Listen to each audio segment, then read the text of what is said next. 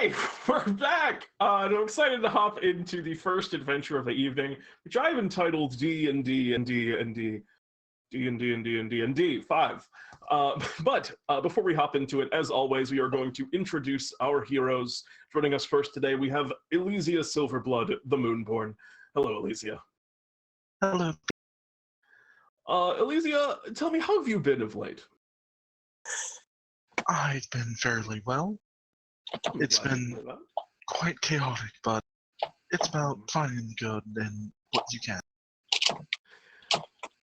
Now, Elysia, have you adventured much with Krixus, the right hand of the cloud, as he is known often to the world? I can't say I have frequently. Have you ever tried any of the food that Krixus makes? I've heard the stories, but I don't think my palate is quite that strong. Indeed. I know that the market for that tends to favor some more of the the broader palated races. I know a lot of devils and dragons and underdark denizens do really enjoy it. But from what Bartholomew told you, Krixus may need your help with some culinary endeavors today. This will be quite the adventure then. This might actually be more dangerous than most of the jobs I've gone on. And he is paying top dollar, I think, for that reason, as he's brought out the myths for this particular endeavor. Elysia, I wish you the best of luck today. Thank you, Pete. Of course. We have Zewxip joining us today as well. Hello, Zewxip. Hello. It's good to meet you again. It's good to see you as well. Zewxip, or I guess you said meet me again. Is this meeting for you renewed, or is that just how you say good to see you again? Well, I've tried out new phrases, and as well been observing how people react to the things that I say, as apparently it holds great power beyond even just the manifestation of magic. That's interesting. Can you give me some other examples of some of the new phrases that you've been trying out, or perhaps I will have a chance to hear them as the day moves onward? Yes, so a common observance when greeting isn't just to say hello, but it is to say something like, "You are looking very well today." And when you point that out to someone, it seems to almost have an enchanting effect, as they'll often smile, or those who possess cheeks will often redden as a sign. A lot of people do quite enjoy flattery, Zewxip. It seems like you're getting very good at these social cues. Well, it is about time that I fully ingrained myself, not just be constantly wandering and blowing as a tumbleweed, but to more ingrain. Zewxip, I know I didn't get a chance to ask you this quite yet, but you subsist on a diet, I believe, mostly of sunlight and water. Is that correct? Yes, of course, though there are other nutrients that I must absorb through soil or soil-like material. Well, you may be the perfect one, the kind of aloof third party to the aid that you'll be needing to giving Krixus today, again, in his cooking endeavors. So I wish you the best of luck today, Susan. Oh, yes, and I certainly hope that no one feels awkward at the harvesting of my people to then possibly boil or bake alive to then become sustenance for something else. It's the way of things. Indeed. And many of Krixus's dishes are heavily meat-based, so hopefully you will have to see a little bit less of that, although I know that you are not overly squeamish about that particular relationship that people have with your kind. Oh, no. In fact, I think often people are more squeamish about the things that I consume. But I don't want to take all the attention. I believe there are others here who also have some things to say. Yes, indeed there are. And let us speak now to Sotaria Avenia, who's also joining us tonight. Hello, Sotaria. Hello, Pete. So Sotaria, have you ever tried any of the dishes that Krixus creates? I know he's known for his skin roll-ups, his handwiches, his feet. Are you kidding? I love Krixus, I really do, but I have a palate for a more refined, less sentient taste. Yeah. Yeah. That's understandable. I mean, everyone has their own personal tastes, and I know Krixuses are pretty unique amongst here in the lands of D&D times. Very comparable maybe to Euchonkuses in quite a few ways. So Taria, do you have much experience cooking or in the kitchen? What kind of meals do you enjoy? I don't cook often, but I do like a well-cooked steak, maybe some seafood here and there. It depends. I'm not picky when it comes down to food, depending on who, present company excluded, because again, I'm not eating anything no offense, Krixus, but I'm not eating anything Krixus cooks. Well, perhaps you can, in today's cooking, maybe you can influence him to make something, as he is a very talented chef, even if the materials are sometimes... I've eaten very well before this, before this trip. Understandable. Well, welcome, Sotaria. I'm glad to have you joining us as well. And last but not least, Krixus, how are you? I'm doing well, and you? I see you do not have your tie, puny human. A gross factual error, one that will be remedied. I don't have one around me. I usually have one sitting on the ground. Before this adventure is over, when I have a moment of freedom, I will get that tie around my neck. I apologize. But excellent. Well, you can lead a horse to water, but you cannot beat him to death. Krixus, it's good to see you today. Tell me, we find you, Krixus, kind of just coming into the day in the Hodac Swamp. Krixus, for a long time now, you've been hosting a show, Cooking with Krixus, and sometimes around Bartholomew's shop, but what's the staging area? I mean, it's wildly popular amongst the other kind of lizard folk and other creatures around the Hodac. Do you have a restaurant, is it? Or do you just kind of like, show your cooking in public? Where do you do Cooking with Krixus within the Hodac Swamp? Well, in my keep, of course. Yes. I have a very special kitchen just for the show. As a matter of fact, I've prepared a fine dish to commemorate the special occasion that is today.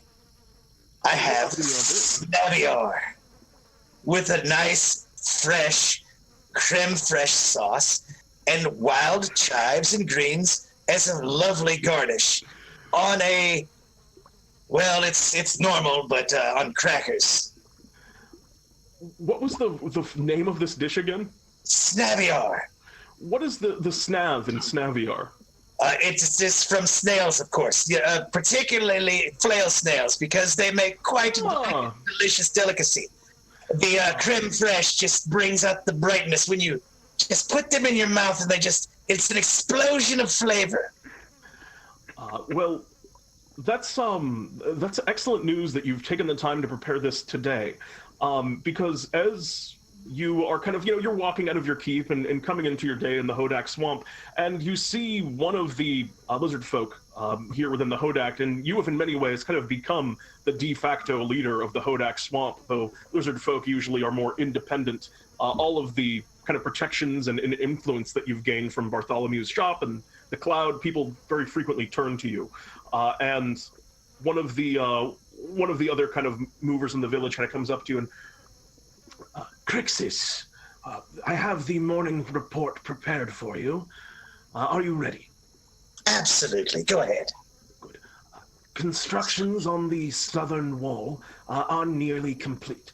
We should have it done within 2 or 3 moons' time. Big improvements overall. It'll help us with our second point. Some of our outward scouts noticed a couple of the, those devilish red Kuatoa. Damn them. Yes. We dealt with them relatively quickly, but when we find one or two, it's usually the sign of many more to come. So we'll have all of our guards on watch today. You did burn the bodies, correct? The bodies were, of course, as you have instructed us. We burned them and then spread the ashes into into some of the marshlands. Far away, of course. Excellent. And our last bit of business this morning concerns you directly. A package of some kind arrived for you. We haven't touched it. It says Krixus on the outside, but it was literally on fire. We didn't know. We didn't want to hold it. The fire isn't going out. We kind of pushed it into the swamp water to put it out, but it's still burning. I don't know what it is, but there's a package for you. Hopefully it's not a surprise from, Ramsey Hellfire. I've had my dealings with him in the past. It was bad. It could be, but I'm not certain. I can show it to you if you'd like. Absolutely. Lead the way.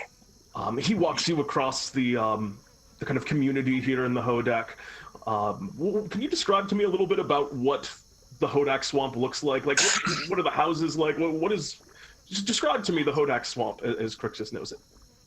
So the walls would be made somewhat like earthen structures. It would be woven sticks in between larger sticks and then packed with mud. And then you would take bricks and stack that and layer those to make the walls.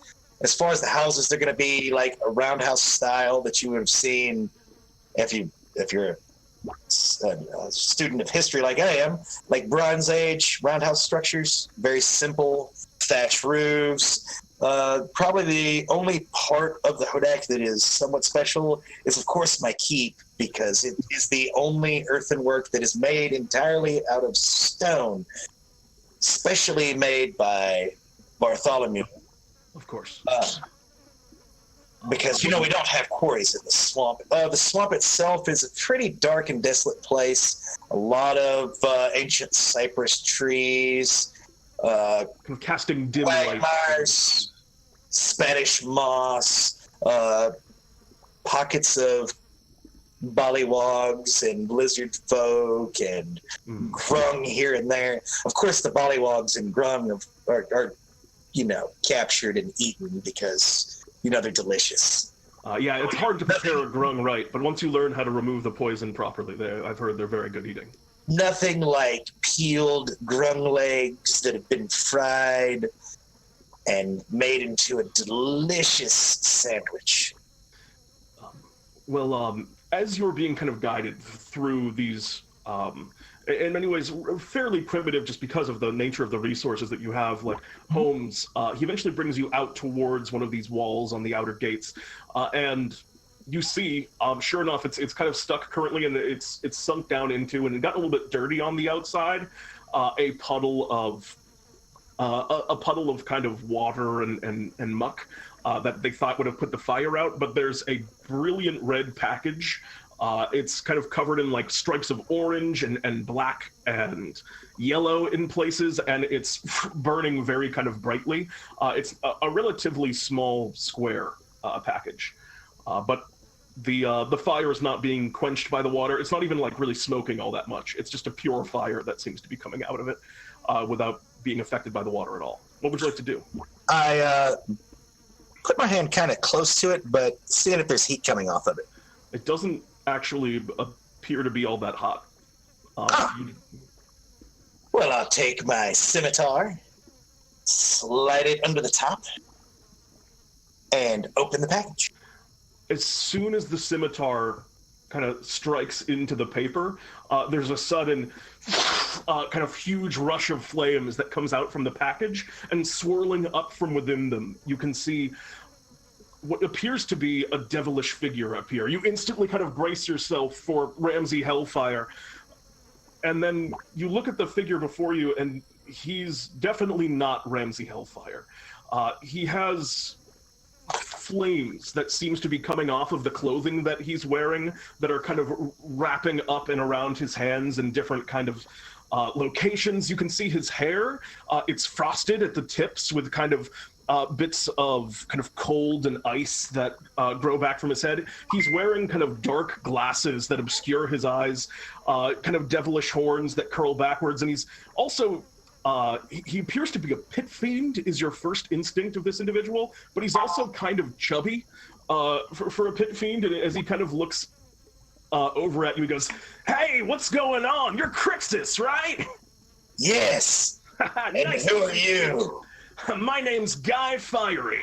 You probably have heard of me before. I'm the host of the popular cooking show Dungeons, Diners, Dragons, Drive-Ins, and Dives. What's going on? Well, you kind of just showed up here, so, That's right, because I have an opportunity for you. Now, recently, I was in hell doing kind of my thing, and a few folks were talking about this Krixus character that, well, rolled past here recently. Apparently you met a colleague of mine, Mr. Hellfire? Yes, I've had dealings with him before. Oh, his taste in cuisines may be a little stuffy for my taste, but I got my hands on one of your skin roll-ups, and I had to say, hold up, I want to bowl up that roll-up. And he kind of stops for a moment. It took me on a trip directly to Taste Nation, my friend. Excellent. Perhaps you would like this snabbiar. Well, I'd like to try, well, everything you got. See, that's why I'm coming out to the Hodac Swamp today. I want to feature your Hodac Swamp and your cuisine on an episode of my show. Absolutely. Well, excellent. This has just been kind of a preliminary testing. Sorry, my words got kind of bumbled over themselves. That happens when you kind of put as much energy and power into them as I do. But we really want to kick up your cooking and bring everyone down here to try out what you have to offer. So I'll be down with the camera crew pretty soon, but we're ready to film today. Awesome. Perhaps Clinton will finally recognize my greatness. Oh, yes. You said filming today? Sure. Where do you want to begin? Well, why don't you just prepare 3 of your, well, best dishes, and we'll work with what we can. I'm really excited to taste what you have to offer. Excellent. And he just kind of goes, all right, guy out. And he just flutters upwards into a hail of flames. Well, disappears. And almost immediately thereafter, you hear, Krixus. Yes. Were you just invited to be on Quintuple D? Yes, I was. That's really good advertising. I'm sending a crew out to help you. And almost immediately, you just hear Bartholomew like snap his fingers even over either kind of over the telekinetic connection that he has with you, and the rest of our adventures. Elysia, Zewxip, Sotaria, you appear before Krixus here in the swamp as you've just all kind of heard that Bartholomew needs you to help Krixus prepare for this big show. I guess it's going to be very good advertising. Why, hello. You are Krixus? I believe this is the first time we've met. It is, and I think I've heard of you. You're Zewxip, right? You're quite... I am Zewxip. You are quite a distinctive look. Oh, well, it must be my, look. Sorry, I'm practicing my word. Do you like this mineral sweater I'm wearing? It is very befitting of you, I would say. Oh, hopefully so. It seems to fit well. Or, oh, you meant something else. I mean, it looks very good. It suits your look. Oh. Oh, very, very good. Hold on. I'm going to push some sap into my cheek simulators. There we go. So you have like 2 thin pieces of bark on the outside that just kind of well up with sap now? The kind of like the viney surface of my skin probably kind of gets like a little bulbous, it like swells a little bit with some clear sap. So it's kind of a bright green instead of a flush pink. Nice. Yeah. So the four of you set up, and Krixus, you've been told that Guy Fiery is going to return with his whole crew and entourage to kind of start this show in an hour's time, and you have an hour to prepare 3 of your most famous dishes. So, kind of, what instructions do you give people, and what dishes are you kind of choosing to cook today for Guy Fiery? Well, I think we'll go with a sweet and salty smoked skin roll up as an appetizer, of course. I think we'll have a lovely grung and seafood bisque with hooked whore as the main ingredient. Because, that's what got me started on this whole path back when Selcrest and Kurragon, when I was adventuring with them. If you remember. A dish that takes you back to your roots in many ways. Yes. And, well, for the dessert, well, I'll have to think about it for a minute, but I think I will go with, Swedish fish gelato. Ooh, a Candy Kingdom dish, if I'm not mistaken. Well, you remember I did catch the first one in this of course. DnDTime in the Kool-Aid Lake. Where else? Excellent. So you have your 3 dishes for the day, and how do you go about kind of instructing people?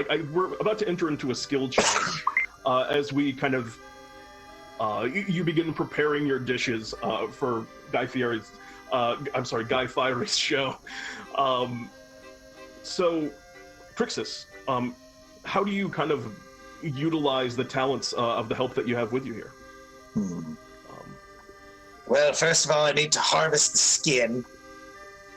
So if I could get one of you to go down to the pins and talk to the taskmaster, tell him I need 3, maybe 4 hides. They'll know exactly what I'm talking about. This is not any... tell him I want the finest only this time, though, for this will be for a very special guest. Is anyone up for the challenge for that?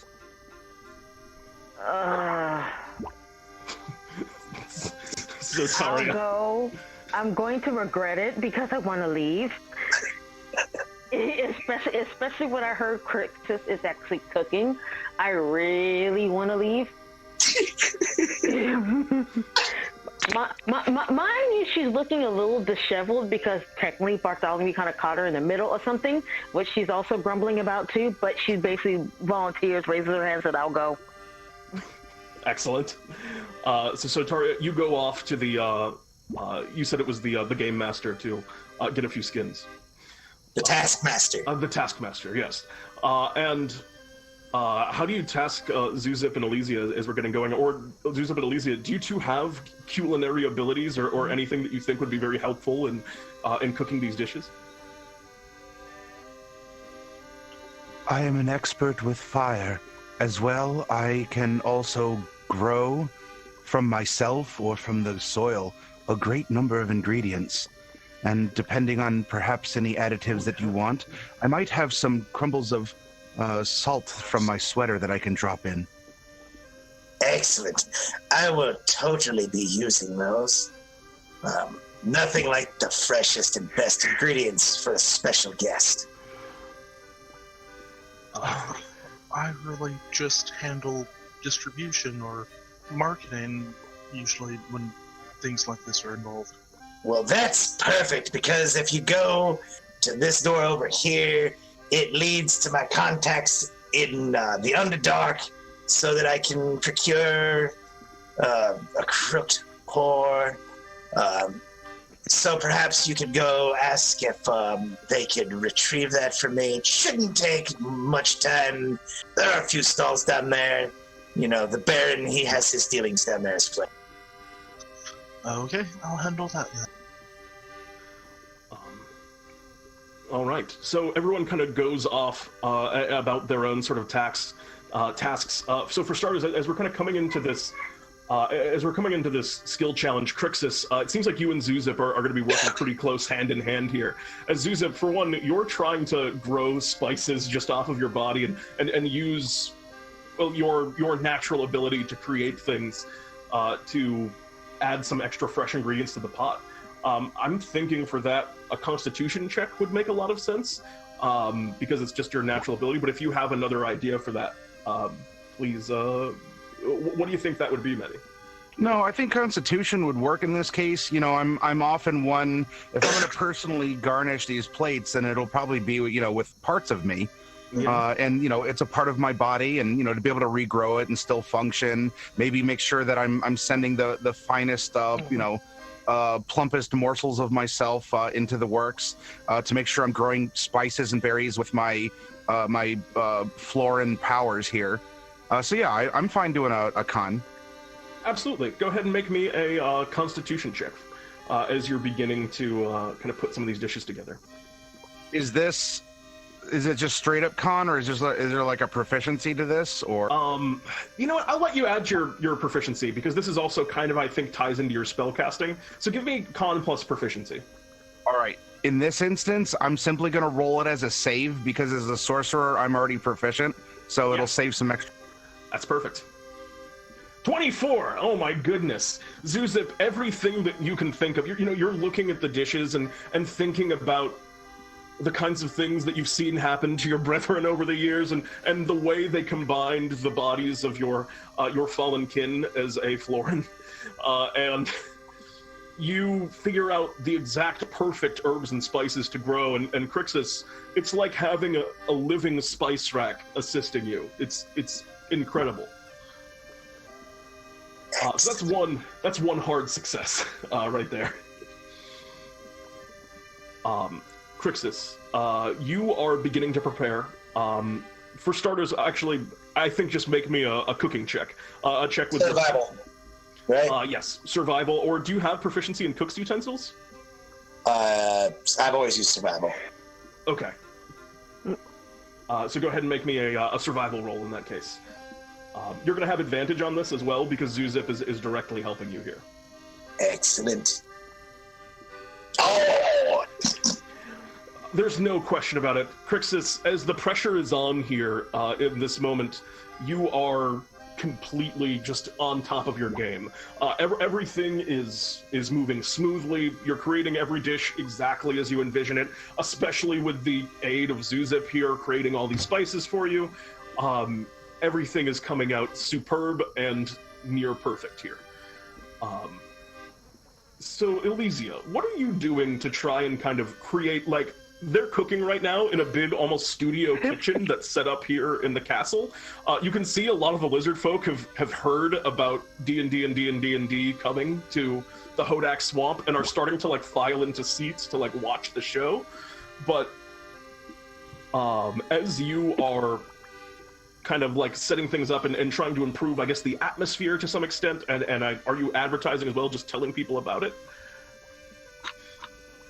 I also have to get that hooked horror, right? From the Underdark yes. content? You also, I believe, have to... Wait, I believe it was...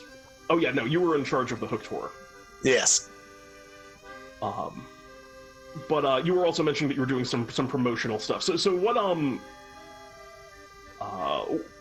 for one thing, picking up that hooked horror, I think this is going to be in two parts, because those are probably two discrete things. Now, does Krixus have the hooked horrors fresh and already kind of prepared? Are they living hooked horrors that he kind of kills to use the freshest ingredients, or do you have, like, stored salted hooked horrors, like something? No, I have contacts in the Underdark because I have a direct tunnel to go see my great friend Selkress. You know, she has a place down there. In that case, Elysia, what skill do you kind of bring to bear here? I mean, it'll be easy for you to get the hook horror, but almost, I think, navigating the Underdark, that's probably not Elysia's most comfortable region to walk through. Not quite. Could you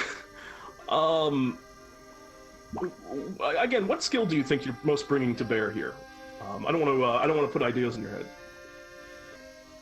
Between negotiating prices for the hooked horror and trying to convince some strapping lizard folk with big spears to accompany me and kind of guide me to where I need to go, persuasion to kind of get the ball rolling. Yeah, go ahead and make me a persuasion check. I think that's pretty reasonable. 14. Is that +4 added? If guidance is able to... Yeah, okay. Yeah, absolutely. In that case, you 14 is barely a success in this case, but a success. As you you speak to another lizard folk who comes up to you. You want me to bring you to the Underdark? It's a pretty straight shot from here. You shouldn't need too much help. Just a bit of added present. If you're certain about that, I guess I can walk with you. Krixus said that you're a helper. Krixus, this one's a helper. We haven't had, well, we're getting a little bit low on our stock of humanoids. No, he's one of Bartholomew's. He's for helping, not for eating. I'll presto and kind of pull out my little Bartholomew's adventure ID. I'm sorry. All right. Yeah, sure. I'll show you to the Underdark. Right this way. And he begins kind of guiding you down the long dark path into the deeps. You go down and you are able to successfully kind of procure this Hakor with this individual's assistance. So that also goes off without a hitch. So you are so far 3 out of 4 successes, and Sotaria, you are going over to this taskmaster. And a lot of the town is starting to empty out at this point as you're going to discuss things with the taskmaster, as people are getting ready to as people are getting ready to set things up here. So you walk up and there's a very burly looking lizard folk.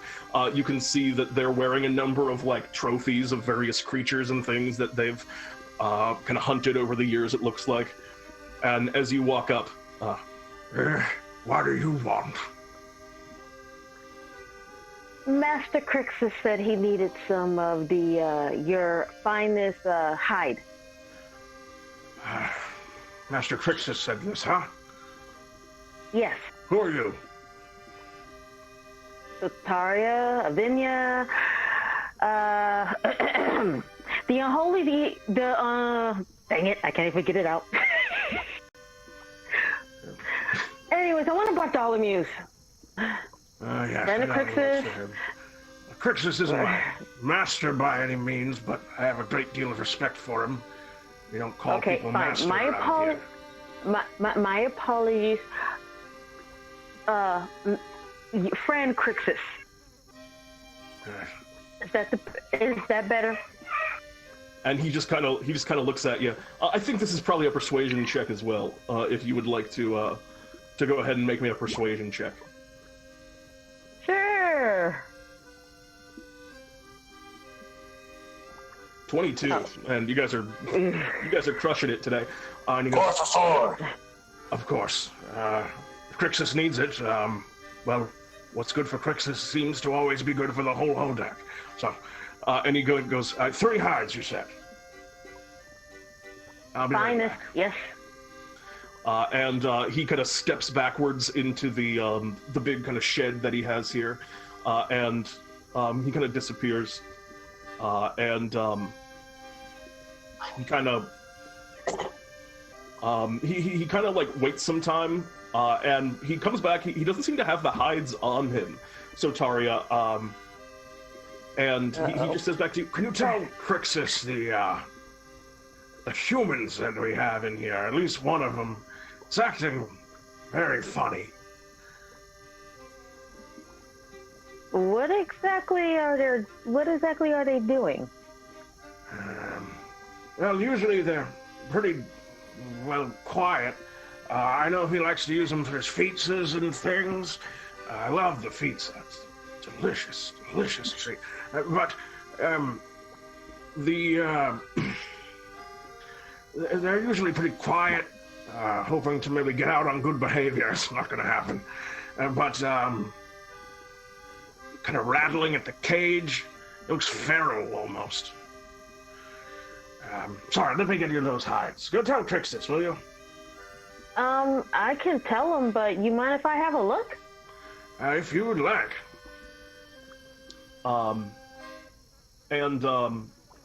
He kind of steps backwards in, and you see him going about the area, and he just points over to the, he points over to the kind of cage where this human is rattling around, and you can hear the sounds of the bars kind of like shaking and something slamming against them, as you can see what appears to be a human that's pretty battered and beaten up, but that's just like railing against the cage. They're like shaking the bars and trying to like just like, I don't know, smash it or something. They don't look like well fed enough to have the strength to do so, but they are going pretty wild in there. He kind of meanwhile is slapping a huge kind of hide over his shoulder as he's preparing this food for you. Ah, I see what you mean. Yeah, I'll go tell Krixus what's going on. You got that hide, right? Yeah, here's 2 of them. I have to go into the back for 1 more. And he kind of throws them over to you. And that's 4 successes on your cooking. Krixus, you cook everything here perfectly with all of the ingredients that you kind of gather from everyone and the assistance of Zewxip in the kitchen. This is maybe, you think that you maybe have created like your masterpieces here today. But you're all kind of reassembled in the kitchen. Sotaria, you return with this kind of strange thing that's going on in the Taskmaster's storehouse. Krixus. Yes. My apologies for interrupting you, but you might have a problem with your pins. Oh no, what's wrong? Did they dig out again? No. They're acting a little... The right word is, I think, feral. And you don't look like they should have enough strength to be acting as feral as they are acting right now.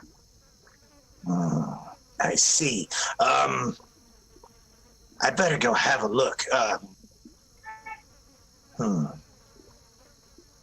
Yeah, you're all here at this point. Just in case, I think it's best if we all go. Can't be having the meat that's on the menu escaping now, can I? And I start making my way toward the pins. All right. Is everyone kind of joining? Zewxip, Elysia, are you guys coming with? You're the chef. We're here to help. If you want us to go, we'll go. I think that would be best. All right. So you begin kind of stepping off towards the... you begin stepping up over towards this shack, and as you enter in, the first thing that you see is you can see the Taskmaster, and he has collapsed on the ground with the last kind of hide that he was preparing for you, kind of like draped over him, just kind of under his arms as he's kind of fallen forward onto the ground. He does not appear at the moment to be moving, although you can see just some subtle signs of breath that are still coming from him. And you can see an iron cage at the back of the room the bars have been just pushed open to the sides. Okay, I want to do a medicine check to see if he is still alive.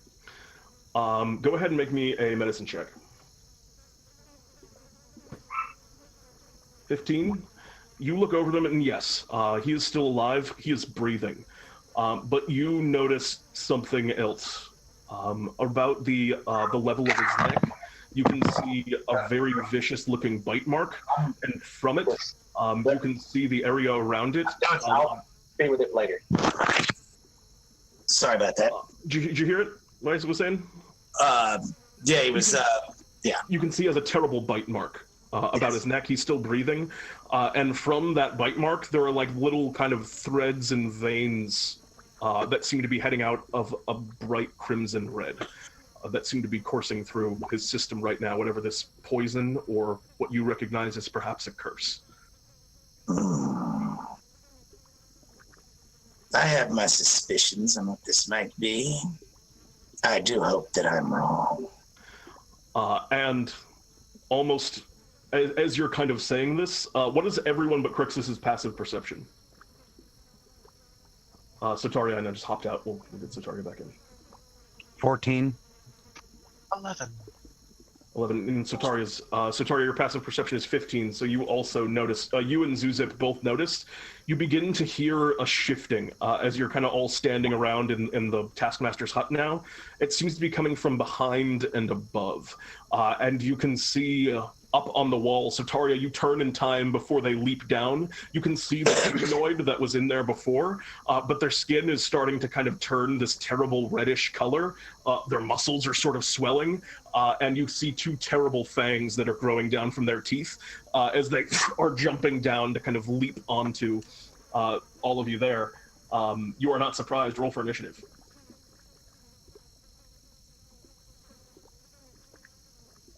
Ooh. Ooh. That was weird.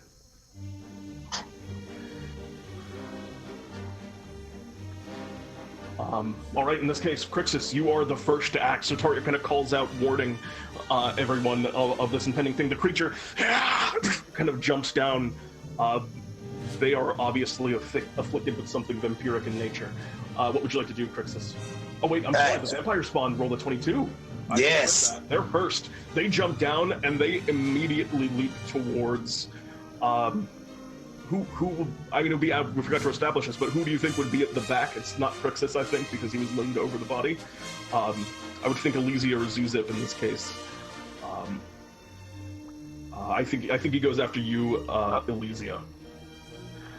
He's going to make a bite attack against you. I assume a 10 does not hit. That actually just misses.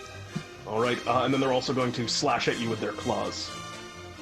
A 9 also misses. Oof, rough rolls for them. They go down and bite. Elysia, you dodge to the side, and as the claws swipe, you're put on your back foot of it, but you also come out of it unscathed completely, as now we move to you, Krixus. All right, well, I have just the thing for this. And with that, where are you at? 1 second. I gotta find it on this giant wall of stuff.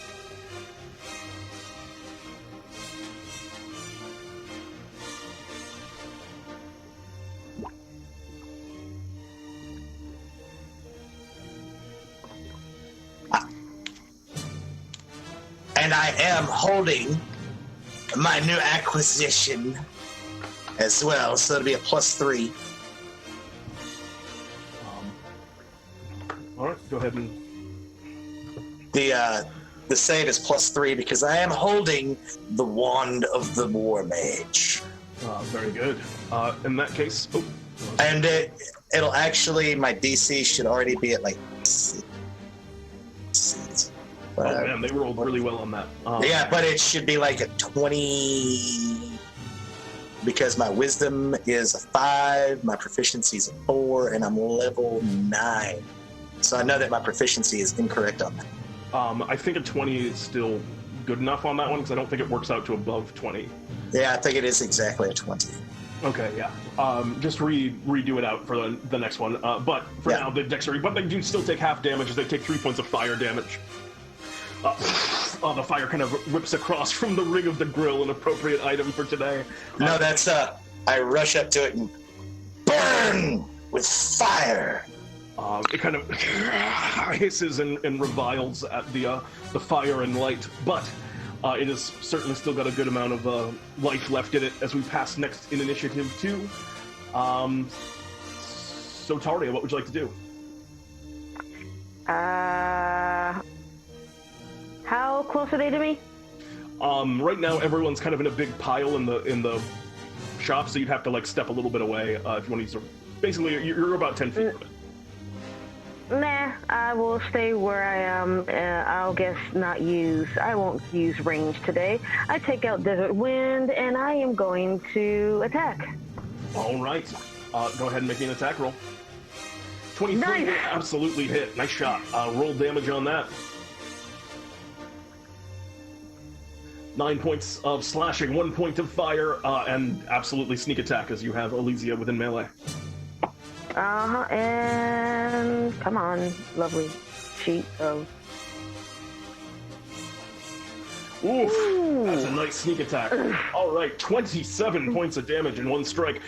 A vicious sword cut through around kind of about the ribs as this creature kind of wheels around and looks at you kind of viciously, not fully in possession of their senses.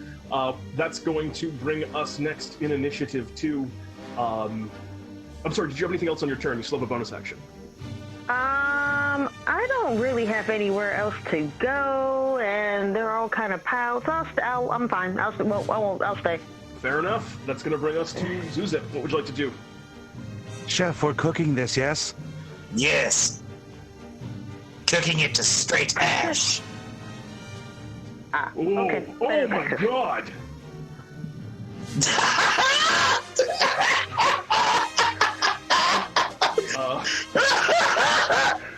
All right, 26 points of fire damage with your critical firebolt. Cooking it to straight ash is extremely accurate. Would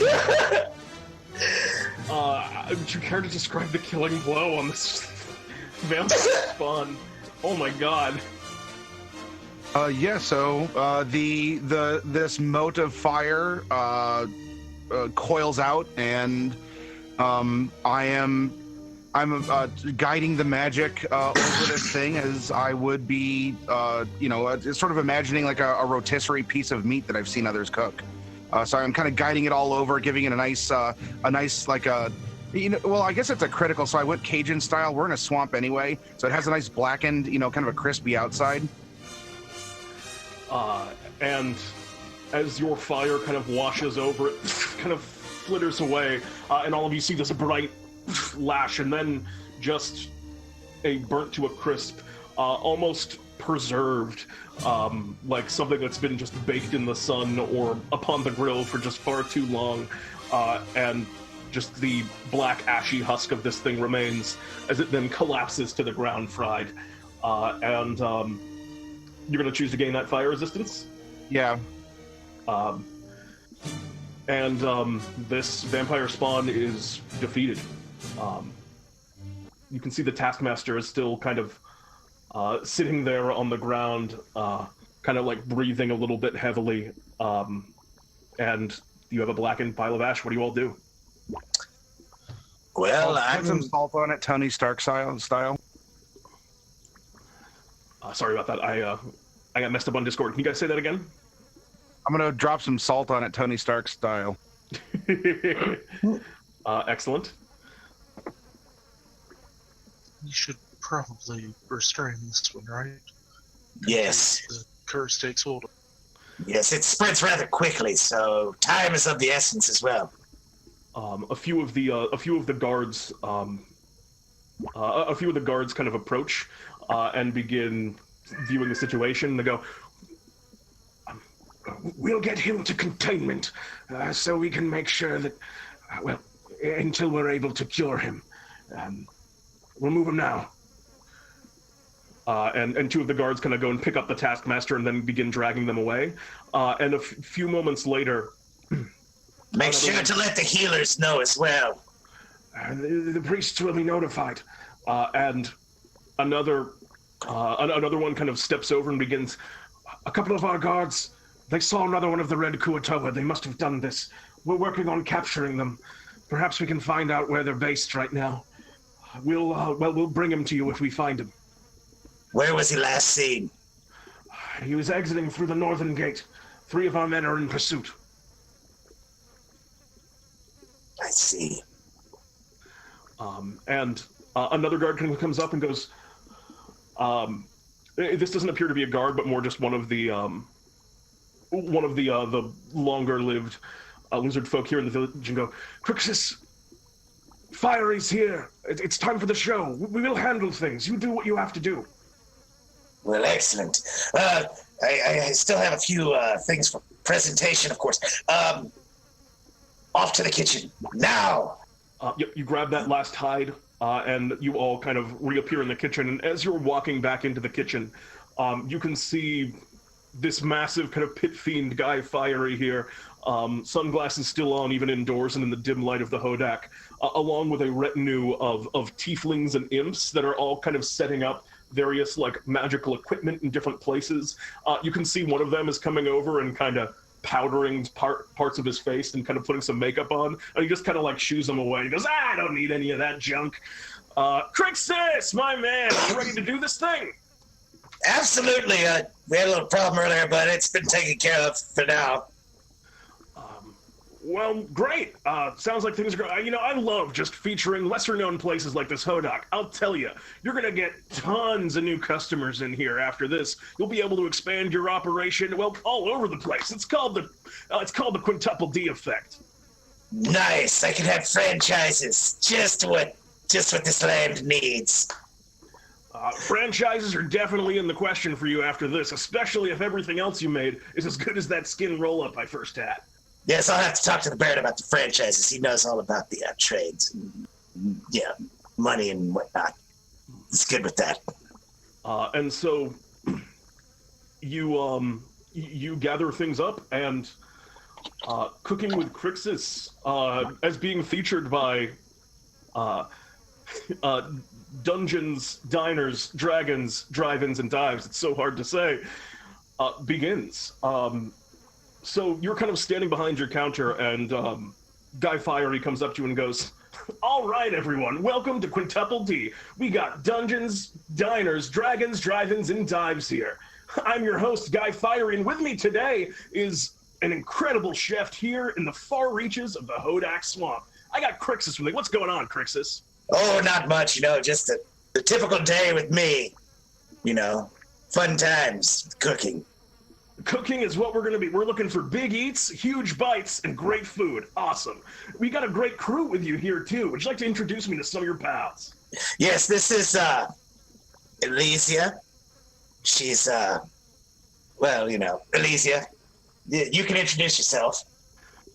And he kind of looks over at you. Elysia Silverblood. Nice to meet you, Guy Fiery. Silverblood sounds like silver good. And you see he kind of like... He doesn't even bat an eye at his own slant rhyme there. He is not affected by that, even in the littlest bit, as he finishes it. He kind of continues. Great to meet you. Tell me, are you a resident of Taste Nation? Maybe.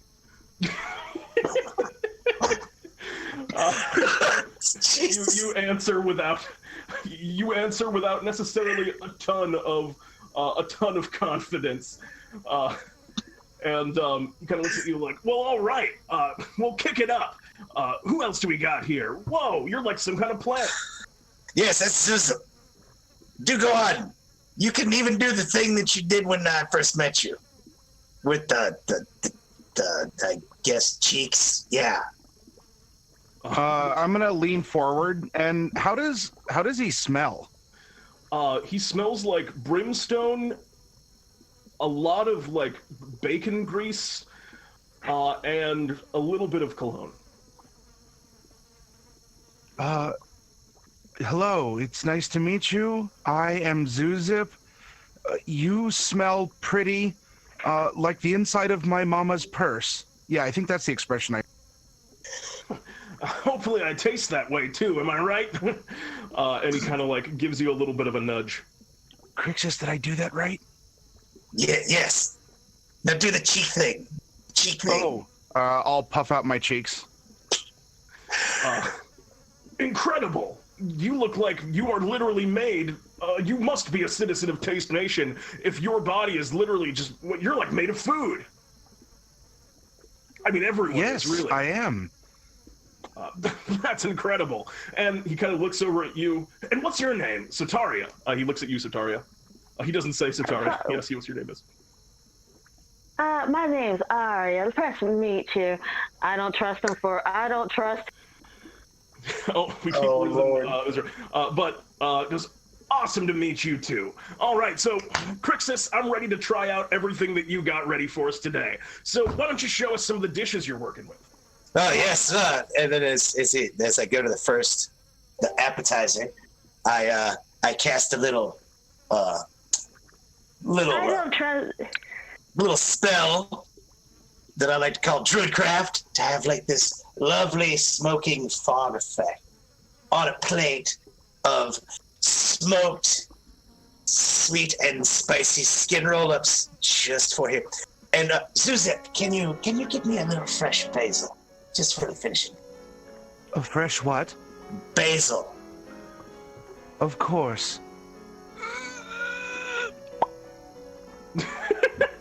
And I use my incredible sound effect.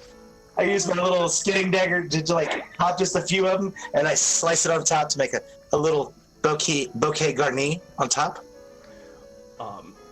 Of course, we're going to start with my favorite, my first creation, outside of, the wonderful skin roll-ups. But this is a very special version. This is the sweet and spicy. It's got a wonderful glaze on it. I think you'll find it rather divine. I only share this with very close friends.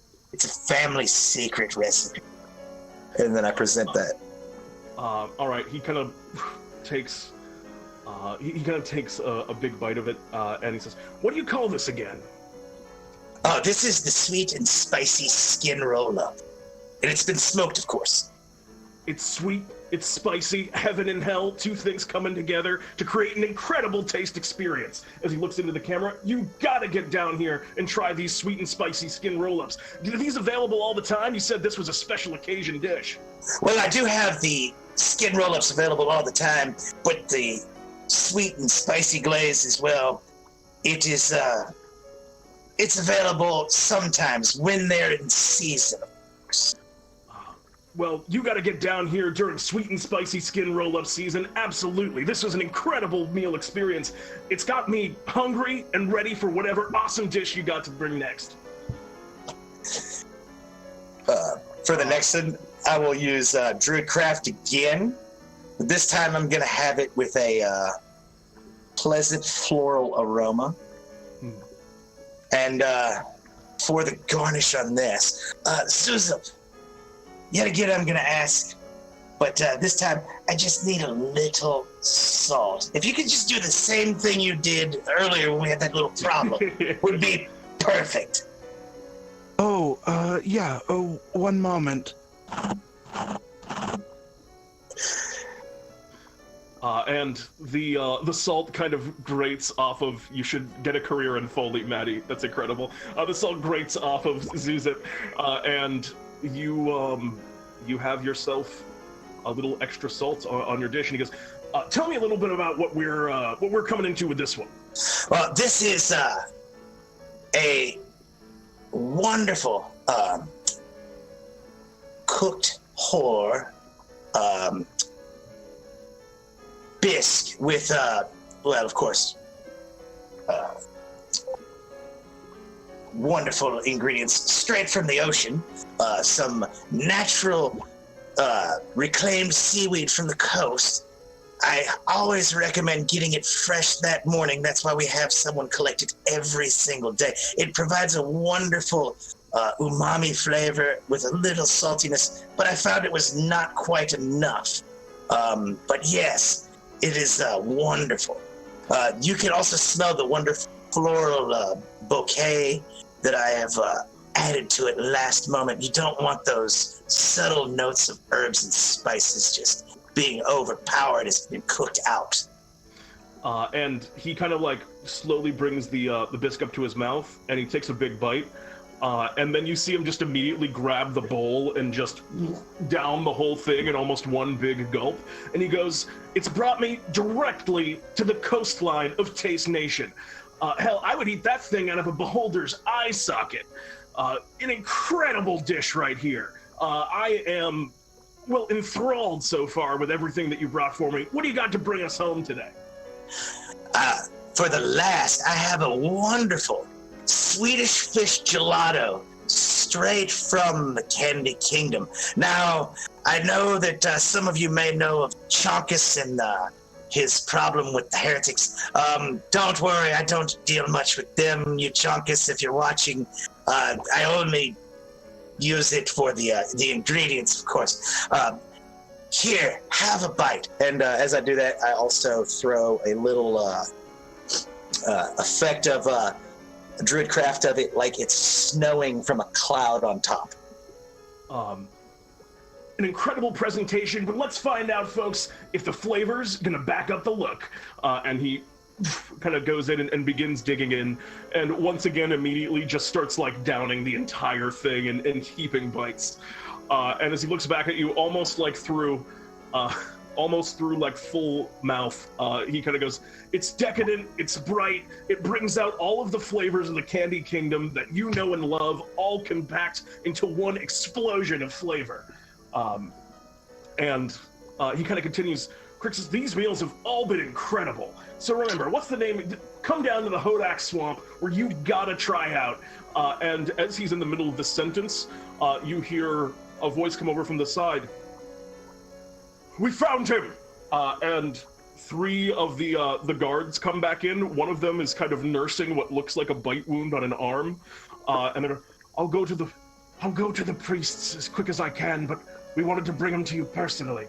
And they throw what looks like a now kind of bound and tied up red Kuatoa and slide him on the ground towards you on the stage.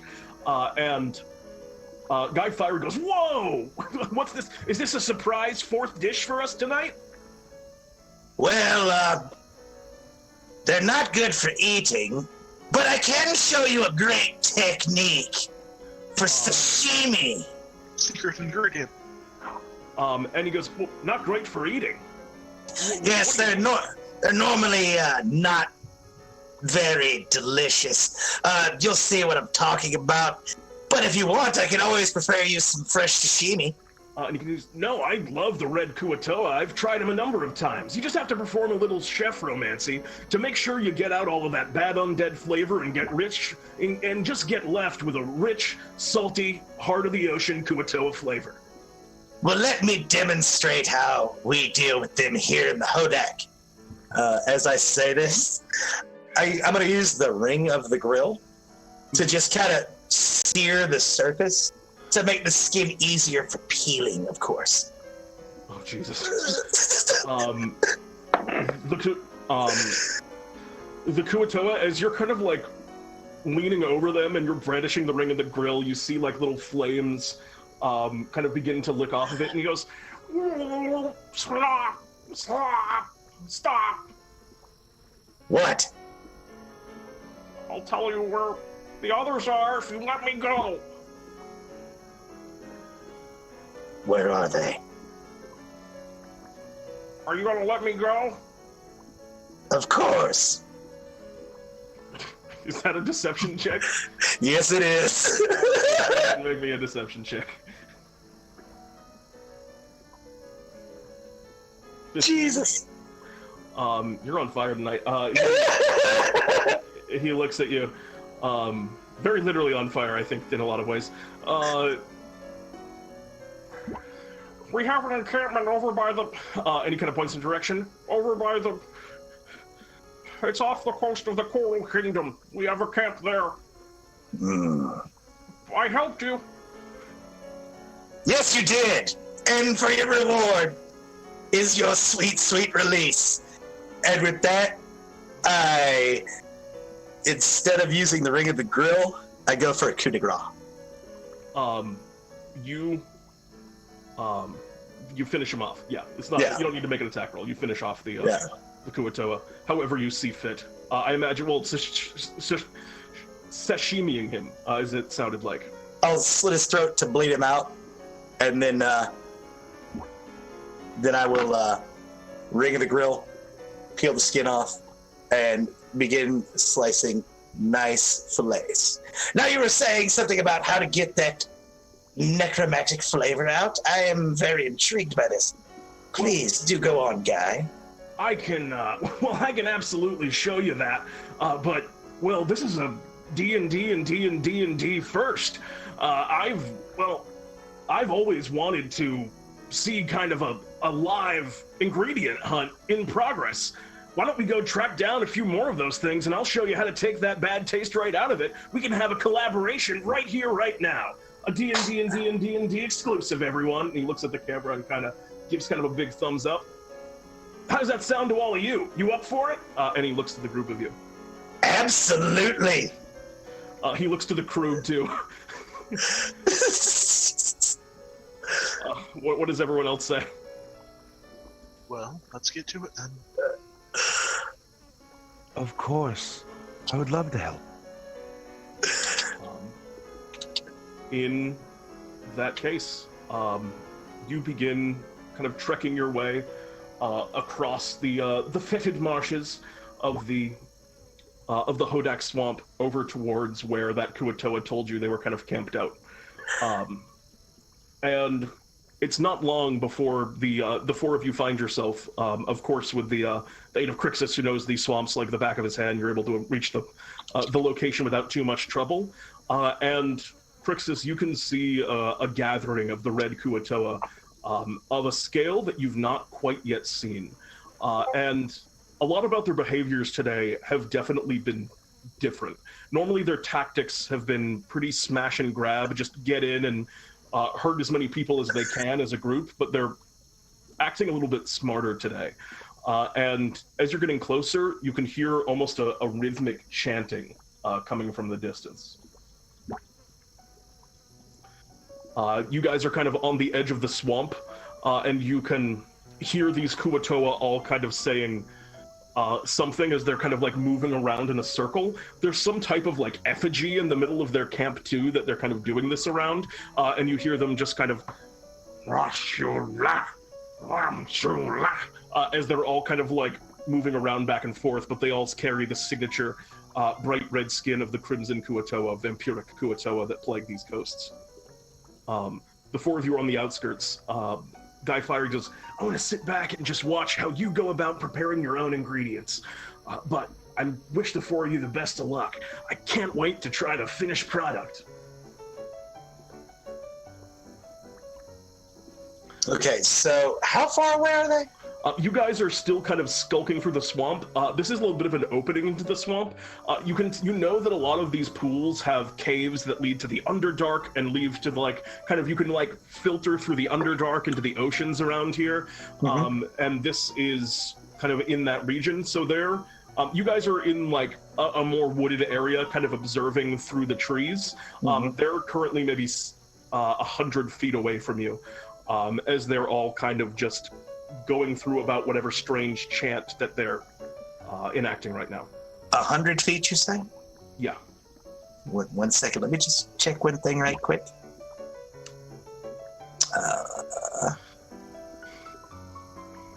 Perfect.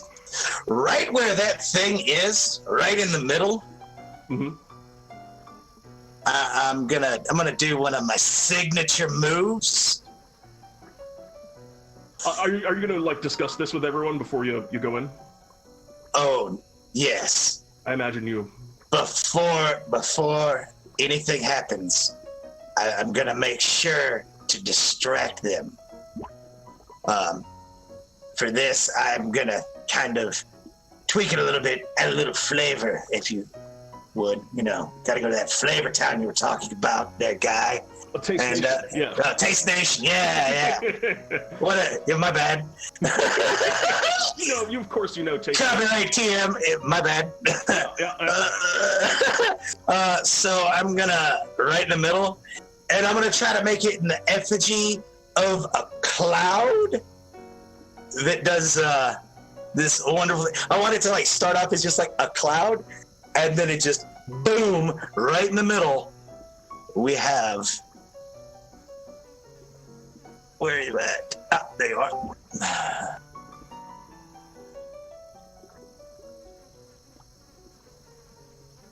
You're bringing down a moonbeam. Moonbeam, and that DC should be, because see, it should be 17, 18. It's like a 20 or a 21. I can't remember. Well, your proficiency. What's your proficiency bonus? It's 4, right? 4. My wisdom is 8 5. plus 12 plus 5, so 17. I think is the number. Plus 3, so 20. What's the plus 3 from? The Wand of the War Mage plus 3. Wand of the War Mage actually does not affect spell save DC. It only affects attack. Just the attack? Damage. Okay, cool. Well, I will have that. I'll be holding that. So, okay, cool. Plus 3 more, so 24. Still at 17. Yeah, it's still high as hell. 24 points of damage. You can get 3 of them. I imagine this is like, you guys have a pretty well set up surprise round right here. Yeah. What would all of you like to do? Right after I cast it, I'm going to yell, "Taste the cloud!" as loud as I can so the Kuatoa can hear it. Actually, at this point, I think since you're going in, why doesn't everyone roll for initiative right now? Things are being kicked off pretty clearly here. Wrong thing. Not as good as the first day.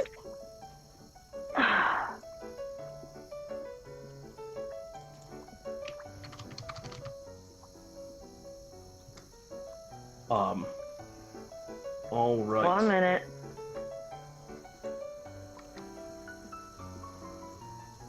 And the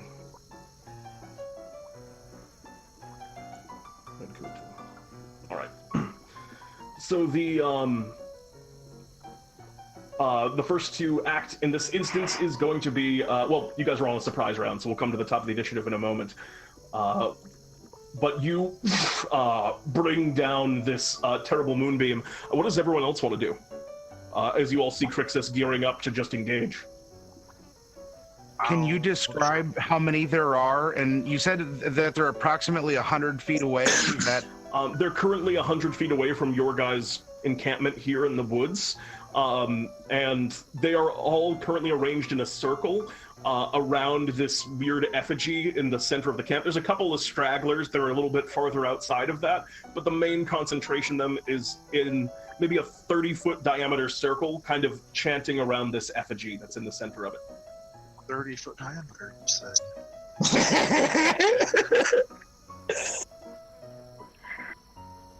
okay. So, what would you like to do, Zewxip?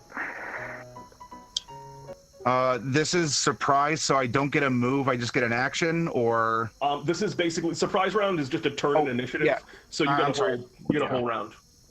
So you, Okay, Krixus, I'm sorry, and while I'm asking that, Krixus, did you want to move, or do you want to stay kind of camped backwards in the woods? Oh, I'm running toward these things. Okay, so they have got to die. Oh, yeah, they've got to die. Excellent. So, Zewxip, what would you like to do? okay. I am going to step forward 10 feet, and then I'm going to cast this. Well, if it has to be more, because I want to center it on the effigy to get as many of these things in a circle as I can. I'm going to look back at our chef sponsor here. Chef, I believe that I can help purge them of the inadequate tastes and fill them with something that you might be more familiar with. A smell goes with taste, is that correct? Yes, it's the main component. That and texture. Texture is key. Very well. Ooh, a stinking cloud.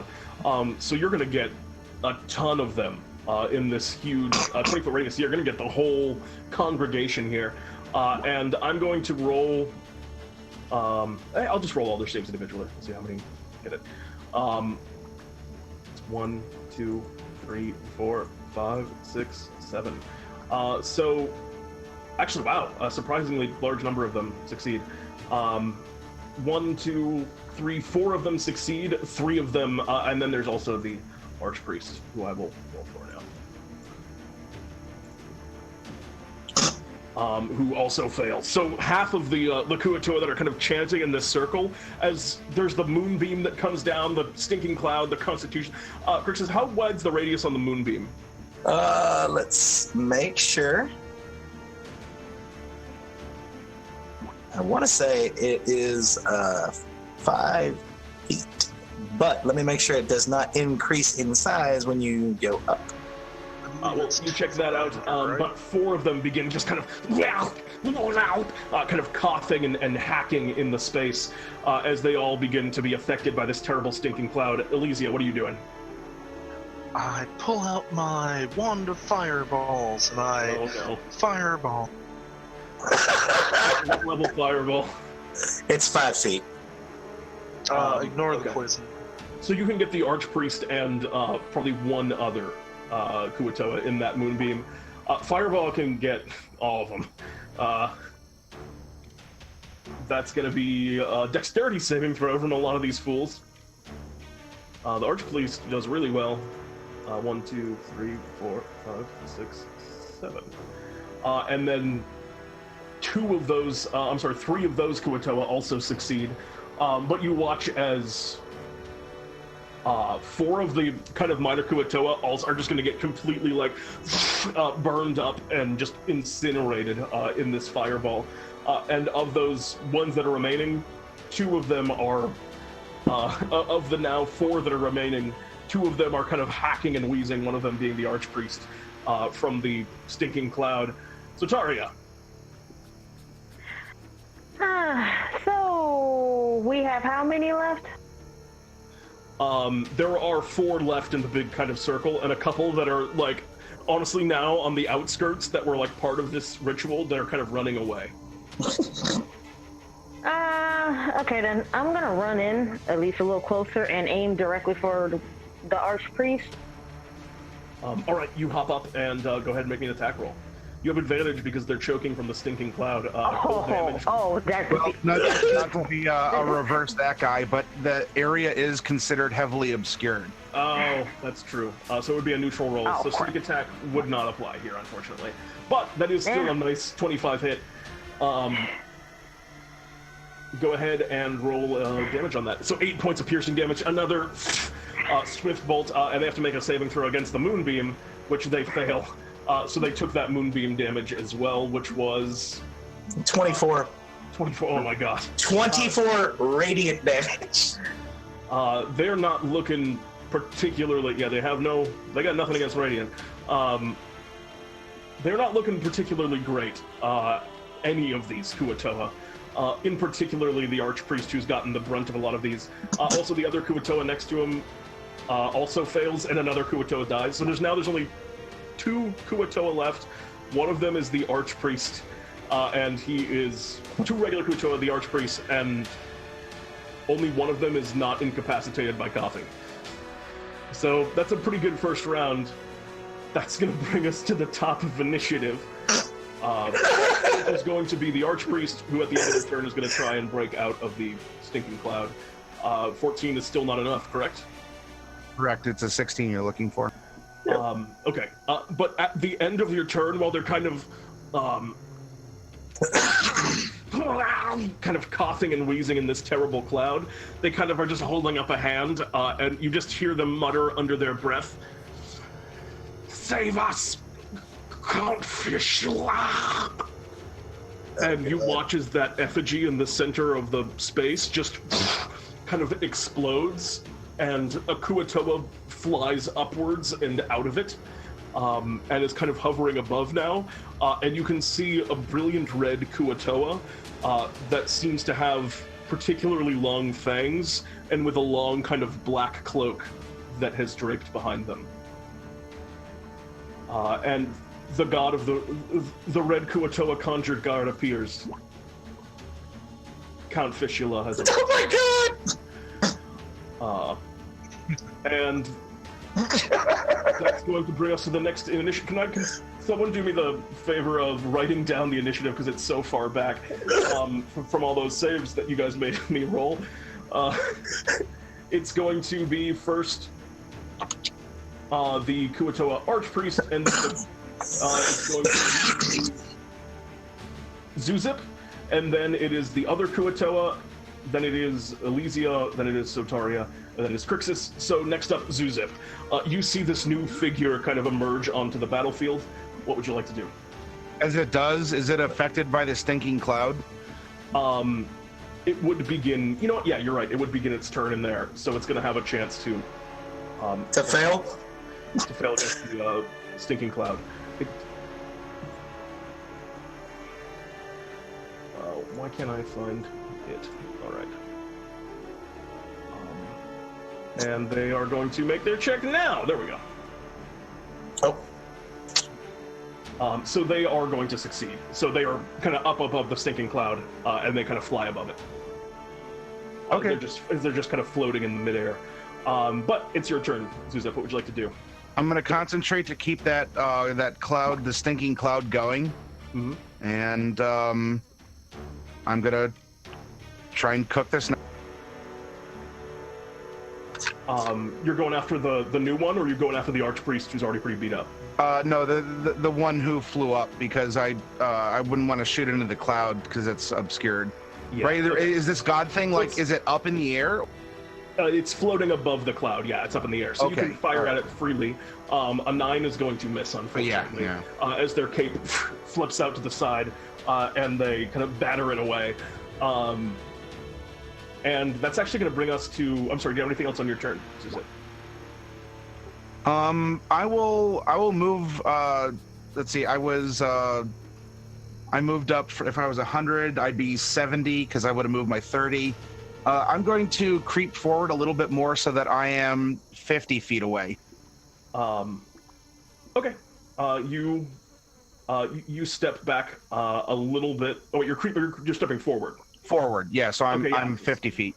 So you continue to move in, and it passes now to Count Fistula's turn, who is going to kind of look out over the group of you, and you see this strange fish vampire kind of looks out and just goes, Oh my god! and begins flying towards all of you in a terrifying kind of just in just like a terrifying sprint at you, and as he's kind of getting closer, he begins flying first towards you directly, Zewxip, and then you watch him just turn into a puff of kind of red mist and appear over right in front of you, Krixus, as he's going to make a couple of attacks against you. And he's going to make an unarmed strike against you. I lost my music. And he's going to make an unarmed strike against you, Krixus. That's a 14 to hit. Does that get you? That does not. And that's going to be that's a 23 to hit. That does hit. All right, you take 5 points of bludgeoning damage.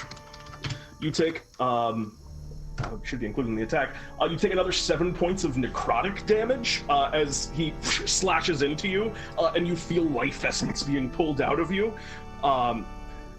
And as you do so, he now has his claws kind of sunk into you, and you're being grappled and held in place as you see he rears his fangs, and he's getting ready to bite at you, although he has not done so yet. And that's going to be all for Count Fistula's first turn. And that's going to bring us next to the other red Kuator that are still up. One's going to make a saving throw to try and... I'm sorry, it should be a Constitution saving throw, not that. It's still coughing and choking. The other one starts its turn in a Moonbeam. Can you roll me fresh Moonbeam damage? Sure. It might survive with a success because it succeeded on the save. But if the damage is high...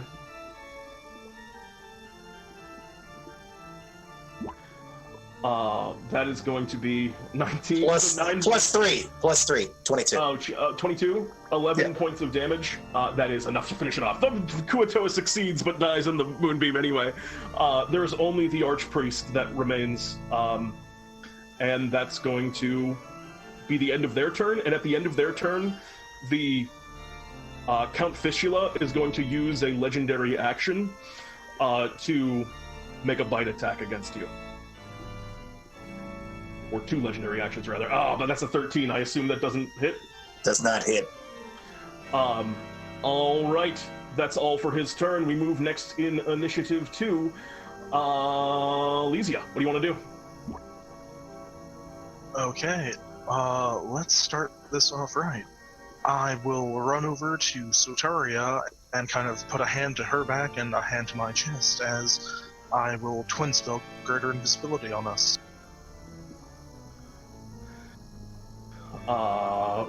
You and Krixus? Me and Sotaria. Oh, you and Sotaria. Okay, so as you kind of reach out a hand, you and Sotaria, your skin becomes transparent and see-through as this very powerful version of invisibility takes over you. Jesus. What else on your turn, Elysia? I'll spend a bonus action to get a few sorcery points back, burning a second level spell. Okay, so you're getting more sorcery points, not more spell slots. Yes. Okay, cool. All right, so you gain some sorcery points. You turn invisible. You gonna move at all? I moved up to where Sotaria was, so I'll use whatever movement I have left to move in sort of a right angle from where I kinked Sotaria forward. Spreading out a bit, I getcha. That's going to bring us next to the Kuatoa. Actually, were the fish. The spawn was actually the Kuatoa. They already went, so I just rolled the wrong thing, but they had the same initiative. And so they already went, which brings us to Krixus. It is your turn. You are currently being grappled by Count Fistula. Well, first I need to do one thing, and that is, this. I fail. Moonbeam's down. Ah, okay. But I have a great idea. I'm gonna. Yeah. Well. It's a plan. I'm gonna shape change into a.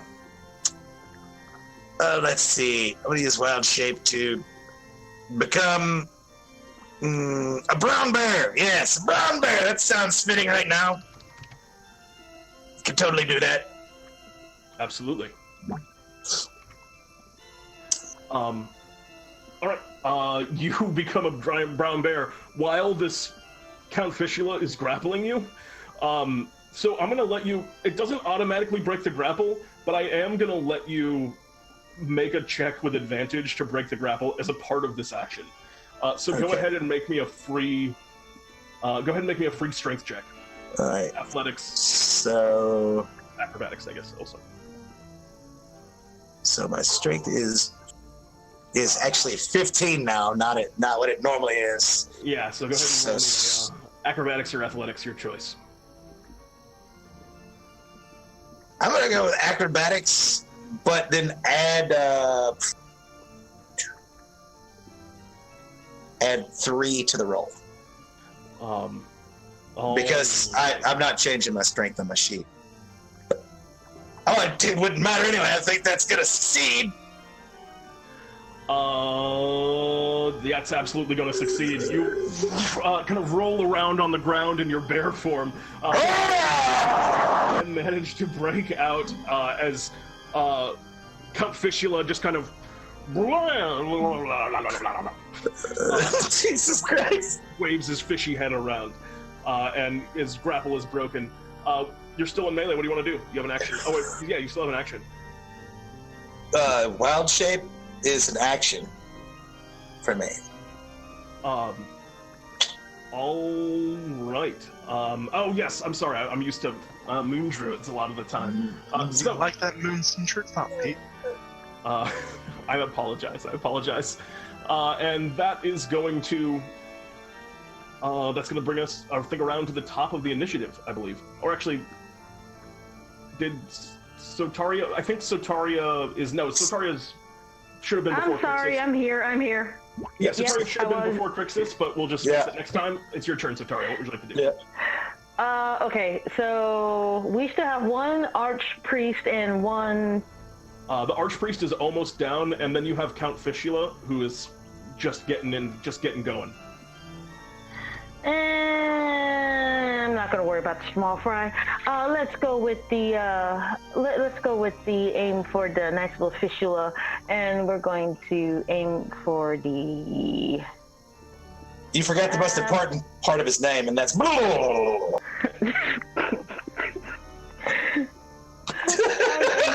I'm aiming for said fish's eye. Nice. All right, you're just going to run up and step. You have advantage because you're invisible. Go ahead and roll damage on that. 23 absolutely hits. Do I get sneak attack too, being that Krixus is under? You can also get it because you have advantage. You get a sneak attack for a couple reasons. 7 points of piercing damage is absolutely going to hit. Hold on, and... Oh my goodness, Ooh. 25 points of sneak attack. You stab into Count Fistula, and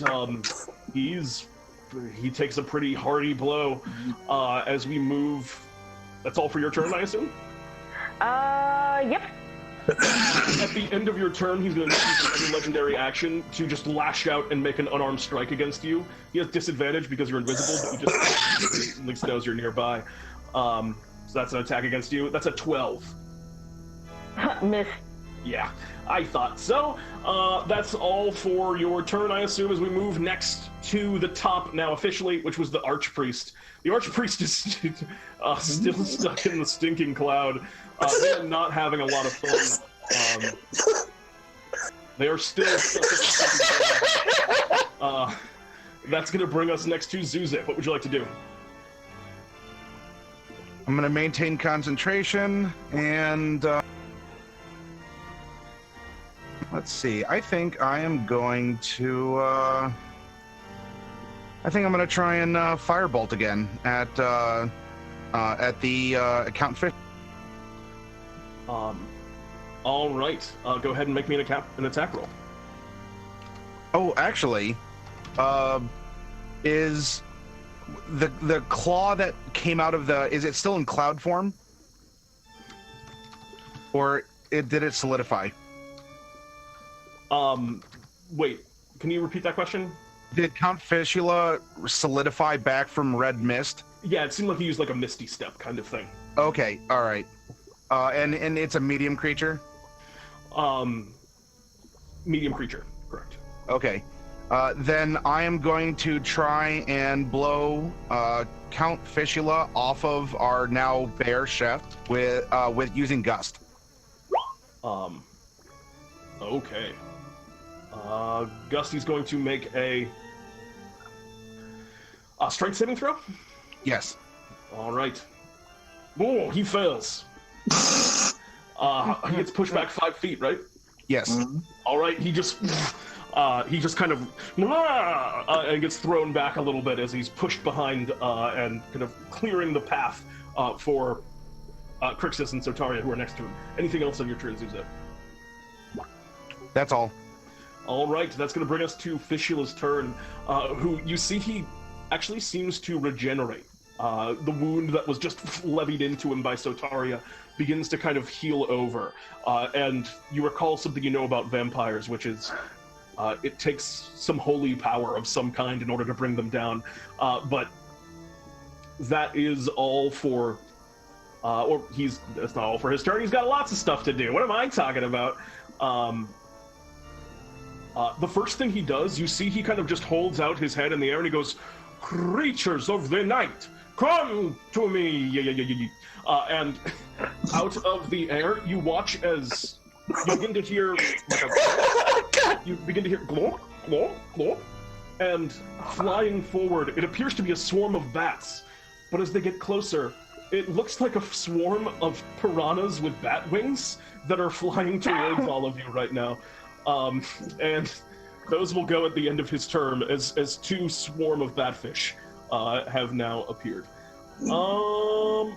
Wouldn't Quipper be better since they are more of a pack creature? Oh, they're absolutely bat quippers. Okay. That is what they are. They are piranhas with bat wings. Oh my god. Be all for that's his. Actually, no, he can still make an attack roll. He's also going to attack. He's going to step back forward. Actually, he's a little bit away, so he's going to run towards you, Zewxip, provoking an opportunity attack from Krixus and Sotaria. Actually, no, he goes around Krixus, but Sotaria doesn't know where you are, so he's definitely going to provoke an opportunity attack from you. Ooh, yay. So, a nice lovely desert wind, because he a vampire, and from what I know about vampires, they don't like fire. 23 to hit, will hit. Jesus. And you have advantage, so you can actually apply sneak attack to this too. So 11. And another 14, 25. Sotaria's putting out the DPS today, but he dashes past you after taking this wound and is going to attack you. Zewxip, and try and break your concentration on the stinking cloud that's affecting him. So, 16. Does hit. All right, I need you to make me a concentration check on Stinking Cloud, which you maintain just barely. It was a 19, so the DC almost bumped on you there. But you take 19 points of damage and are grappled. That is Count Fishula's turn. All of the other ones, I believe, are dead, so it's Elysia. Oh, wait, I'm sorry, it's the Bat Piranhas, which are going to... One of them is actually going to fly up to... Well, they can't see you, Elysia, so both of them are going to go after you, Krixus, because they cannot see Elysia or Sotaria, and the other one's on. The other one's on our friend here. Where am I? What the hell? Oh, there it is. All right, I'm gonna make 2 attacks against you, Krixus. That's a 13. It does not have advantage. Nope. And a 25. That does. These terrible, like, flying bats, just all flying piranhas, just. One sec, let me. You take 16 points of piercing damage. One sec, let me check something. Okay. So I've taken. Okay, I am back to regular because that took me out of that form. Okay. In that case, that's going to bring us next to Krixus returns, and it is your turn, Elysia. What would you like to do? Okay, I will circle around to get a better angle on Count, and I have advantage because I'm invisible, yes?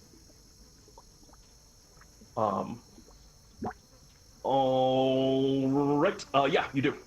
Okay, and I'll charge up for a 4th level guiding bolt.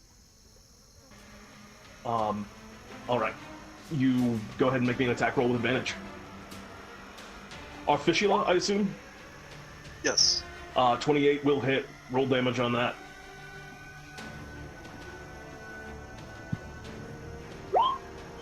Oh my goodness. Alright. 28 points of irresistible hurricane.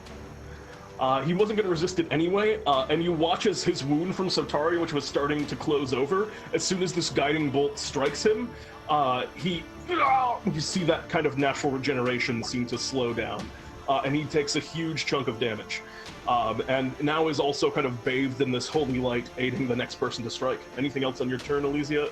Not that you haven't done enough? Greater invisibility is terrifying. Oh, yes it is. I'll bonus action, burn another 2nd level for more points. Alright, you keep upping the points, and that's going to bring us next to Sotaria. What would you like to do, Sotaria? I'm going after Fish Boy again, and I'm still invisible, right? You are still invisible, yes. Okay, so we're going up close and personal, and I'm going to hit him with the Desert Wind again. Okay. 13, unfortunately, is going to miss. Okay, in that case, I'm disengaged. You don't even have to. You're invisible, so you can't make an attack of opportunity. Oh, yeah, good point. So you just walk away.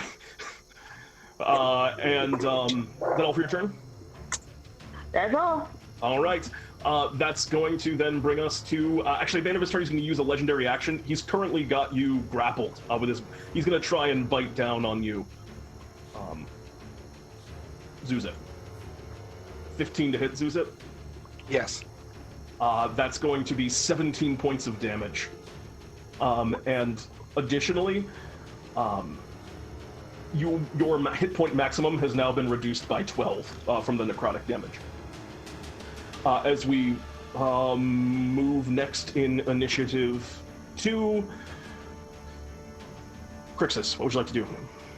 Well, it's been a while since I've done this, but considering the situation, boil in hot burning oil, and as I say this, I use my action to, BAM! It had to happen. All right. It had to fucking happen. Excuse me, like... Tell me, Krixus, describe this moment to me. So, as I slightly rise... I look directly at Count Fistula and go, "You, Count Fistula, you have raised my ire," and as start like having this shimmering cloud and then this brilliant rainbow cacophony of colors swirling, and then a burst of blinding light.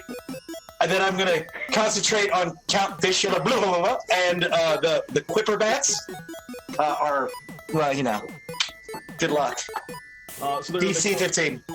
All right, you undergo this magical girl transformation in a sudden ray of blinding light, and they will make Constitution saving throws. The Quipper Bats are blinded. And Count Fistula's okay, but the Quipper Bats immediately the irradiated light. You see, they all kind of like begin flying and like bumping into each other and crashing as the swarms are in utter chaos as they're now just kind of flying around haphazardly as you become a lizard folk straight out of Sailor Moon. Yes. But it's fabulous, darling. Dungeons & Dragons is a great game. Anything else on your turn? Yes. Is Zewxip looking pretty rough right now? Zewxip has taken a couple of pretty heavy hits, yeah. Okay, so rise, my good friend Zewxip. Be cleansed of your wounds. May the cloud help you. You regain 12 points of healing. Obviously not from your hurt point. I know you took a bunch of other damage too. So Zewxip was in a bit of a rough spot. At the end of your turn, Krixus, Count Fistula, who's like hissing and reviling at the divine light of your magical girl transformation, is going to make... Oh. Right? Good. I can hear you now. Alright, that's a 20... Oh my goodness, that's a 23 to hit, Krixus. 23 hits? That's... your hit point maximum is reduced by 6. I'm sorry, that's only the bite. So that's 26 points of damage, 6 of it necrotic. As he reaches over and slashes at you, damaging maybe a little bit of your costume as he cuts away. Oh no, I cannot intentionally be like, you know, dirty and whatnot. Oh, you're right. Never mind. You always look fabulous. I always look fabulous, darling. I forgot I wasn't even on it. I wasn't even going for that. Always look fabulous, darling. You got me. That's gonna bring us. That's the power. Next in initiative to the top. What would you like to do? By a vampire. Oh my god.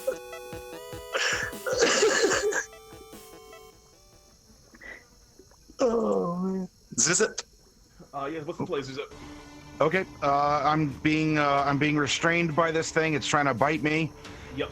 So what I'm going to do is maintain concentration to keep that archpriest continuing to purge itself. And I'm going to do this. Two-parter. Didn't. Oh. You're going to heighten the spell. So you begin kind of channeling your spell, growing more powerful by your meta magic. Burning hands. All right. He is going to make a dexterity saving throw with disadvantage. That is going to be a 12. That is not going to get him there. As he does so, he takes. Oh my goodness! That might be the biggest burning hands I've ever seen. That's 28 points of fire damage. As you just. You roll out with flames, and Count Fistula is kind of singed all along the front of his body. Part of his like fishy kind of conjured robes here, all burning away. You also actually can catch a Quipper swarm if you would like. I assume. Yeah, if I can, then I'd like to. Yeah, absolutely. And that one is just incinerated. All of those Quippers just kind of burn up, already blinded by the flames. Anything else on your turn? Yeah, so I'm in this panic state. I'm restrained. I just let off a really large burning hands, and I'm going to.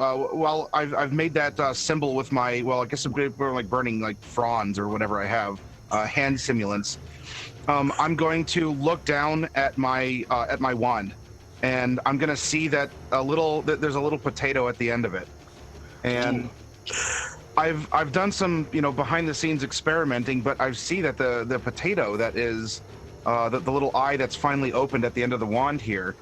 I don't know what's gonna happen to the floor and fields when I use this. I'm sorry, this is putting you on the spot because I have the spells, but I don't have the effect of what's going to do to my floor and fields. But I'm going to kind of reach down, grab the wand, and I'm gonna invoke the potato. All right, you begin invoking the potato, and as you do so, all kind of the area around you, the ground begins to bubble over and kind of cover the space with just a field of, well, tuber florin plants. And these small kind of tuber florin like spudlings and things begin kind of poking out and just all kind of, a lot of them just living in this moment, kind of decrying, Zewxip, Zewxip, we'll lend you our strength. And all of these, we'll help you, Zewxip, tiny like florin potatoes fan out. And as they do so, you just feel like almost a gravity around you, and you watch as Count Fistula, whose feet were just hovering a little bit off of the air, get kind of dragged down to the ground, and he has been kind of rooted here on the ground with you, much like a potato. His flying speed taken away from him. Is there, so you have the potato set up. Is there anything else on your turn? I mean, he's in difficult terrain now too. That was nope. That was my my bonus action to use the florin fields, and concentration is what it is, and I used my action to burning fronds. Excellent. In that case, that's going to bring us to the next initiative, which is Count Fistula. Fistula is, I think he's going to keep at you, Zewxip, because you're the one that's hurting him right now, and he's going to make an attack against you. That's a 15. Yep, keeps hitting. And he's gonna go in for the bite. That's a big one. That's a 27. For another 9 and 4, 4 reduced of the max. How's Zewxip looking? You still holding up? Yep, I'm still conscious. All right, and you, Jesus, Zewxip is an absolute monster here, saving on all these Constitution saving throws. The Archpriest has been held down this entire fight, and continues to be so. As it gets to his turn, and he's gonna fail. He's gonna make another saving throw. He has not gotten to do a thing.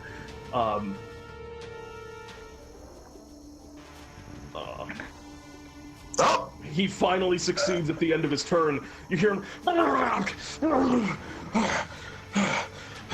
kind of wanders out of the stinking cloud, hands on his knees like an inch from death from all the other AoE he took, but now back in this fight for whatever value that has. But Fistula's not looking great.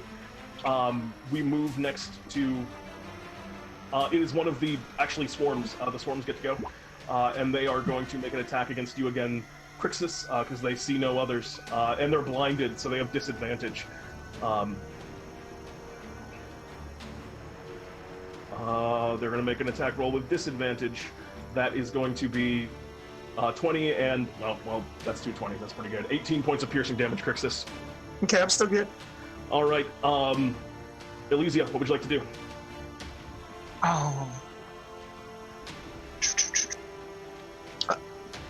Oh man, I just realized my sorcery point maximum is not high enough to do what I want to do.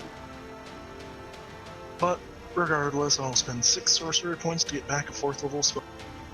Alright, you do so. And then as my action, I will once again cast a 4th level guiding bolt at Count. It's still at advantage. Go ahead and make an attack roll. 25 is going to hit. Roll it up.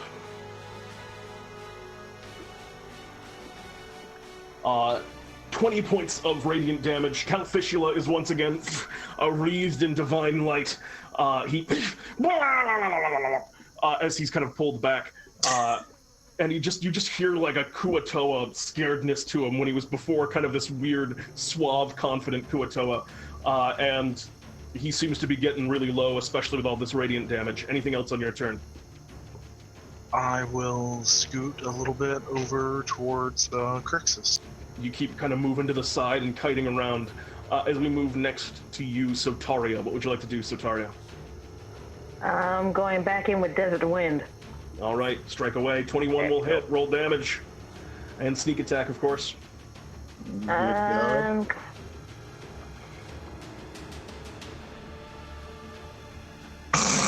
That's 23 points of slashing damage. You cut into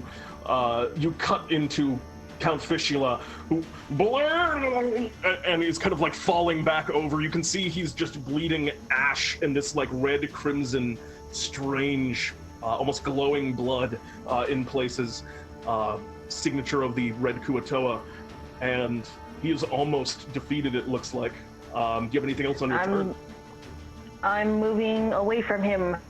All right, the two invisible sisters here that are just dancing around this vampire on the battlefield. Krixus, the turn is yours. Unhand my friend, he gave me all the herbs I needed.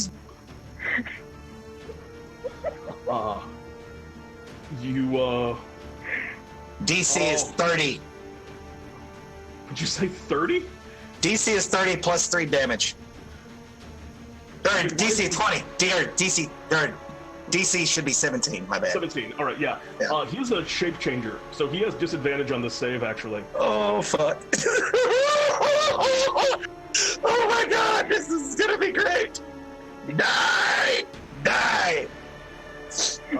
He's gonna make a con save. He gets a critical failure.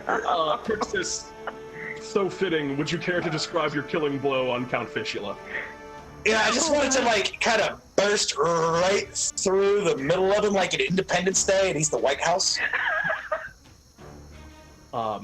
Absolutely. The light beam just comes down from above, and you see him look up into it, and you just hear one last blade. The light beam down him, and he just kind of shreds away, being left nothing but just a husk on the ground. And immediately as he collapses to the ground, this contingent of the Red Kuatoa defeated, you hear from behind you, "Whoa! Don't overcook him. We gotta make sure that thing's fried up for the show." As Fiery steps into the space. There's still chunks here and there. I think we can gather enough. Wait. Isn't there more of these things around too? We gotta deal with that. You watch as some of the members of your own village are kind of fanning out and dealing with some of the straggler Kuatoa that are still kind of trying to retreat into the oceans and swamps and the rivers here, escaping to the Underdark. But Guy Fire looks at you. Incredible. A quintuple D first here, folks. You just saw a live ingredient hunt for the rare red Kuatoa. We're gonna bring this thing back, fry it up now, and Krixus is gonna make us some of that great sashimi he promised. As the other ones are running down hunting the last of the Kuatoa remnants, I yell, "Looks like meat's back on the menu, boys!" And you just hear a rising cry from all of the lizard folk of the Hodac Swamp. Elysia and Sotaria, you guys eventually reappear from your greater invisibility, terrifying. Just shadows in that battle. Zewxip, some of the priests around there begin kind of treating the wounds, which were starting to get a little bit vampire-ish. And eventually you work your way back to the kitchen, where Guy Fiery takes you aside and he goes, "All right, we have to do this one off camera, because I'm about to teach you some of these sacred rites of chefromancy. Understood?" Oh, yes.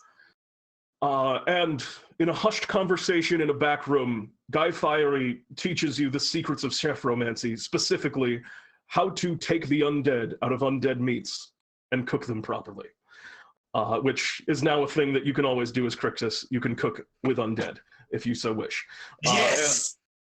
You guys kind of finish cooking up that sashimi, and Krixus, what is the dish that you make for the first time, able to cook your hated enemy, the Red Kuatoa? I think, in honor of our foe, I shall call it the blah sashimi roll.